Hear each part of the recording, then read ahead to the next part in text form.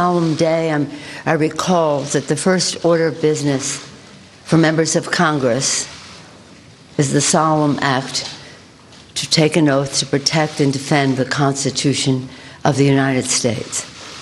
There's great respect and gratitude that I thank the chairs of the committees, the 6 committees who have been working to help us honor our oath of office. I also want to thank the staff of those committees and the committee members for all of their work over this period of time to help us protect and defend. I want to thank the chairman of the Judiciary Committee, Mr. Nadler, chair of the Intelligence Committee, Mr. Schiff, chair of the Ways and Means Committee, chairman, all of these chairmen, Chairman Richie Neal of Massachusetts, the chair of the Foreign Affairs Committee, Eliot Engel of New York, the chair of the Financial Services Committee, Maxine Waters of California, the chair of the Committee on Government Reform and Oversight, Congresswoman Carolyn Maloney. I also want to acknowledge the important work that was done by our dear and departed, may rest in peace, Elijah Cummings as chair of the Oversight Committee. Now pleased to yield to the distinguished chair of the Judiciary Committee, Mr. Nadler.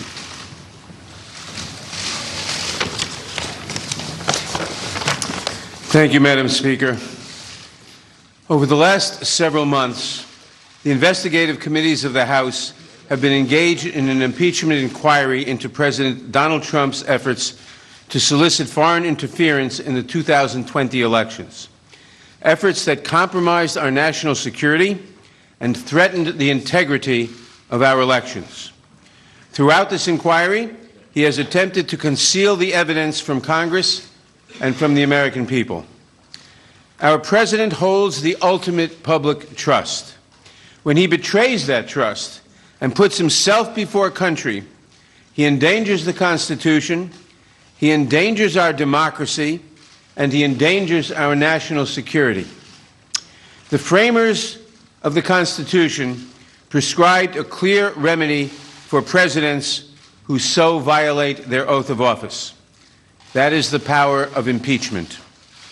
Today, in service to our duty to the Constitution and to our country, the House Committee on the Judiciary is introducing 2 articles of impeachment charging the President of the United States, Donald J. Trump, with committing high crimes and misdemeanors. The first article is for abuse of power.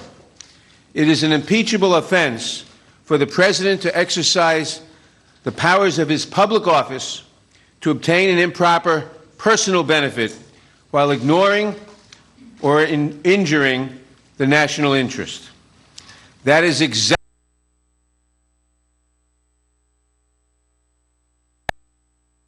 to interfere in our 2020 presidential election, thus damaging our national security, undermining the integrity of the next election, and violating his oath to the American people.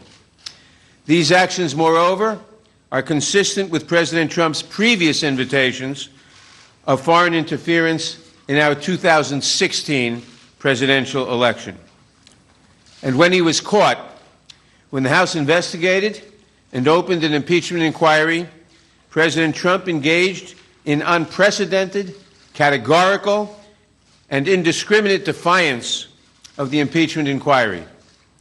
This gives rise to the second article of impeachment for obstruction of Congress. Here, too, we see a familiar pattern in President Trump's misconduct. A president who declares himself above accountability, above the American people, and above Congress's power of impeachment, which is meant to protect against threats to our democratic institutions, is a president who sees himself as above the law. We must be clear. No one, not even the president, is above the law.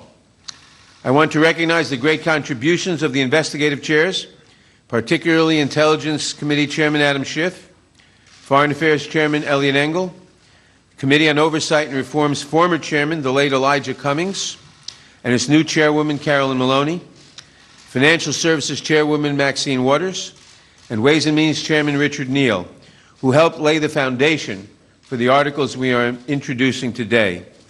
I also want to thank my Judiciary Committee colleagues who were critical in our work to hold the President accountable and in the drafting of these articles. Later this week, the Judiciary Committee will meet to consider these articles of impeachment and to make a recommendation to the full House of Representatives. We do not take this action lightly, but we have taken an oath to defend the Constitution. And unlike President Trump, we understand that our duty, first and foremost, is to protect the Constitution and to protect the interests of the American people. That is why we must take this solemn step today. Elections are the cornerstone of democracy and are foundational to the rule of law.